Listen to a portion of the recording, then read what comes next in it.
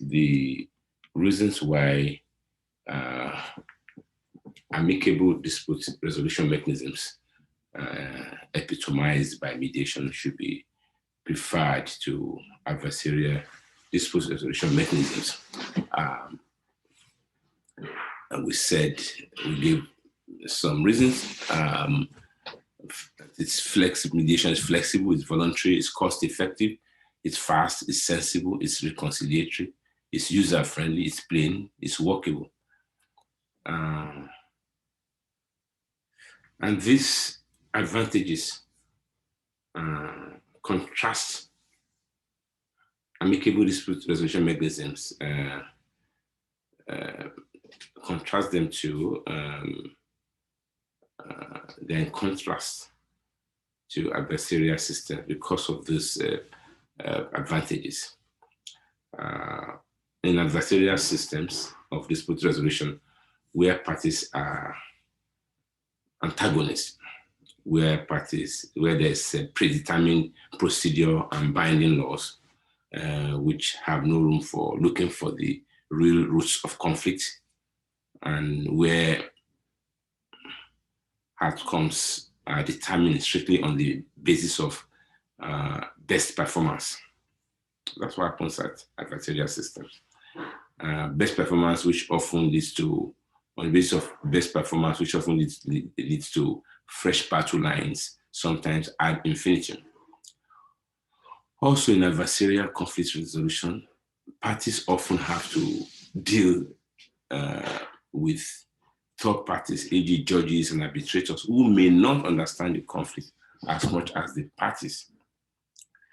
In any case, even when these third parties understand the real root of the conflict, they are often restricted by substantive and procedural impediments from giving a non-adversarial decision.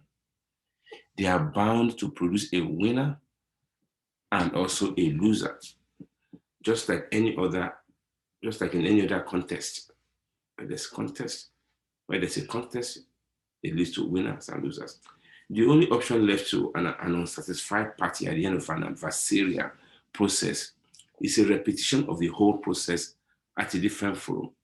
I explained that in yesterday's lecture, in lecture 10.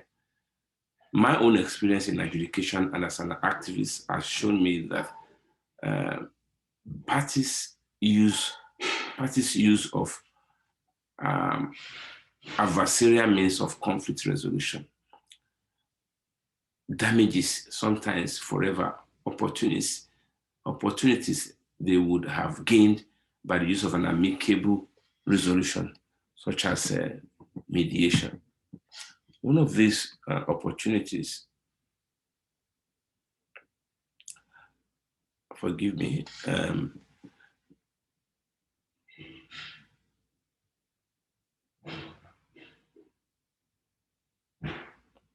one of these opportunities, as earlier indicated, is the possibility of doing business again with the opponent.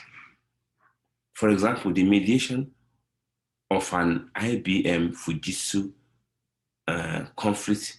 conflict opened a wide range of new business between the two industrial giants. In the original investment and management conflict that I recreate in Appendix A of this book, which is titled, this dispute is titled, I titled it, of course I had to change the name of the real parties. This is titled in this book, The Dispute in Daogida Bank. In that dispute, in that banking investment management dispute, I acted as an arbitrator, that is, as a private judge chosen by the parties. The conflict that I arbitrated there turned on the action of a party in the banking issue. The purpose of the contract itself, the banking investment management contract itself, which was the subject matter of the conflict that we had to arbitrate, was to bring in the technical expertise of the aggrieved party, along with some capital injection by the same party towards making the bank viable. At the onset of the agreement, the banking agreement, both parties were enthusiastic about the arrangement they had made. However, somewhere along the process of implementation, there were some misunderstandings. Suffice to say that the parties could not agree, so they came to arbitration. And although I wrote the award, I was powerless to do what I would have done if I had acted as a mediator. In the end, the award was unpalatable to the side that won. This was apart from the fact that the otherwise brilliant investment and management agreement died, a regretful blow to the community. Now, this was one conflict which I am certain could have been resolved amicably at mediation, and where the cost in terms of expenses and loss of business opportunity could have been avoided. Now, because of my experience in that conflict, I now make it a point of duty whenever I'm appointed an arbitrator, and when I have the opportunity to invite parties to consider the option of mediation before going into arbitration. Parties often agree to this, and I discovered that it helps to reach a resolution more quickly, even when it does not resolve all the issues in dispute. In one such arbitration, after the parties had agreed to attempt mediation, we succeeded in resolving most of the issues and ended the mediation with an agreement that the arbitrators would give an award only on one outstanding issue. So most of the issues were amicably resolved. And the one the parties could not agree on, they asked the arbitrators to make a decision on it. We can also borrow a leaf from the spring 1998 face-off between Iraq and the USA and Britain, in which war was avoided through the mediation of the United Nations Secretary General Kofi Annan. Both sides in the dispute preferred the resolution through mediation rather than go to war. We must never forget also that it was mediation that brought peace to Northern Ireland.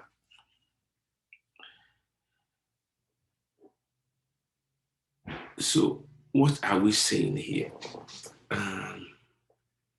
Amicable dispute resolution application are so vital that sometimes they save lives. Imagine what would have happened if Kofi Annan had not mediated the conflict between USA and Britain on one hand and Iraq on the other hand in 1998. There would have been war earlier than it happened. They went to war subsequently. I mean, USA and Iraq. But how many lives could have been lost if the war had started in 1998? Uncountable, almost certainly. And so when we talk about applying amicable dispute resolution mechanisms to a conflict, it's not just about dispute between parties or between businesses. It could apply to dispute between nations, and as in the USA, Britain, Iraq conflict, and it could be internally, as in the case in the UK, in Northern Ireland. So it's the skills we are learning in this lecture series are applicable to a wide range of disputes. It doesn't matter what conflict. What's critical is to understand that this inevitable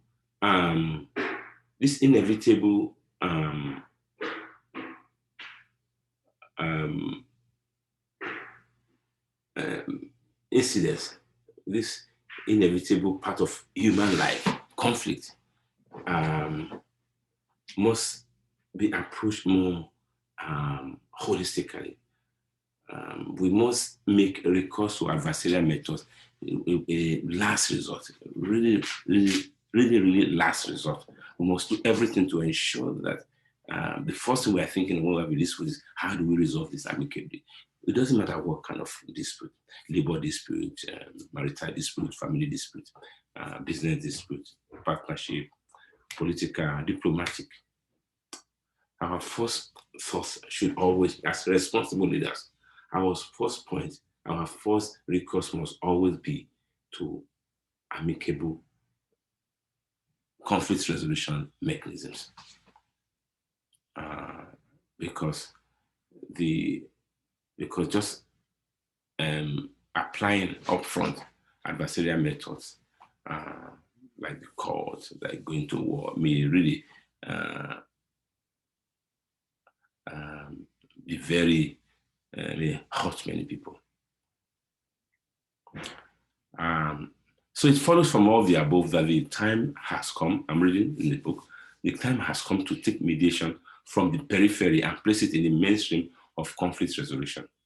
It's obvious that disputants, quote, disputants who emerge from conciliation/mediation with a sense that they have had their say, the issues came out, they were listened to and understood, the process was fair, and participated directly in deciding the outcome, are more likely to comply with agreements they reached and rebuild their relationship, unquote. That's again D.E. Holland in Construction of February 1992. What's D.E. Holland saying? The process, where the process is